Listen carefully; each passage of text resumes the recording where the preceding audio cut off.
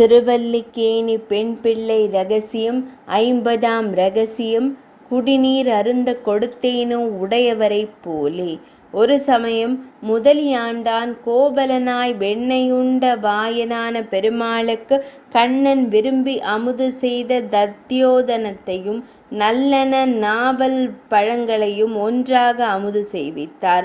பின்னர் உடையவர் வந்து சேவித்த போது பெருமாள் முகம் வாடி இருக்க கண்டு அமுது செய்த பதார்த்தங்களை விசாரித்து தத்யோதனத்துடனே நாவல் பழம் அமுது செய்தபடியினாலே இப்படி ஆயிற்று என்று ஆண்டானை கோபித்து தம் சிஷ்யரான கருடவாகன பண்டிதர் என்னும் வைத்திய சாஸ்திரம் வல்லரை கொண்டு குடிநீர் கஷாயம் அருந்துவித்து சிகிச்சை கண்டருள பண்ணினார்.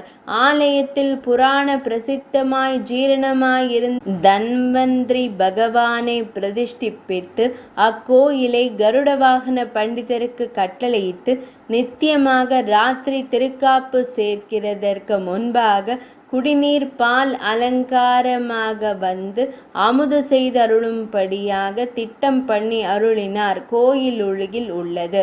இந்த நிகழ்ச்சியை உட்கொண்டதே அம்மையாரின் இந்த வார்த்தை. 50ஆம் ரகசியம் நிறைவடைந்தது.